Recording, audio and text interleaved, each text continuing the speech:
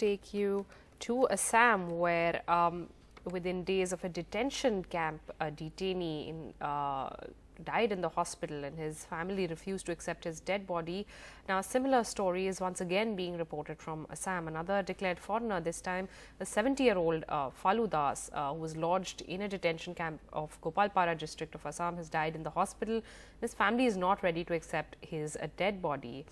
And in fact, the state government has responded and said that this incident has prompted the Assam government to review the conditions in the state detention centers, and they have constituted a special review committee to review the various conditions prevailing in the detention centers, including the state of health and the quality food and the hygiene and living conditions. Let's take that to Ratnadeep. Ratnadeep, what's the latest, the information that you have on this?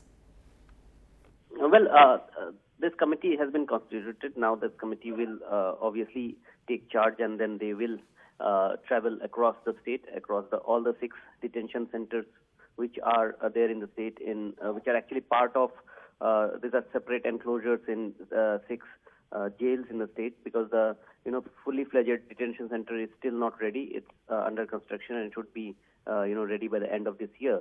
But what is important is that in this 6 detention center there are close to 1,000 people who are detainees there. These are people who have been declared foreigners by the foreigners tribunals. Now, over the years, since 1985, when this foreigners tribunal came into being, there have been 25 people who have died while under detention. In the last 2 weeks, we have seen these 2 cases. First of Dulal Pal, right, who died on October 13, and then his family refused to accept the body, and now the other case which has surfaced, and his family is also not taking the body. So the government has taken cognizance of this kind of situation which is developing, and once this high-power committee, this committee to go and see, do a fact-finding and place a report, depending on which the government will, try to address to the issues. Now, there have been a lot of criticism in terms of the living conditions of the detention centers, even in media as well. So, for the government, I think this is a good step that the government has taken. This will definitely address to a lot of issues, a lot of concerns of the family members of those who are detained. Remember, now after the final NRC has been published, there are more than 19 lakh people who have been excluded. Yes. These people will apply to the tribunals, and those who will not be able to convince the tribunal will be declared as foreigners and will be put in detention centers.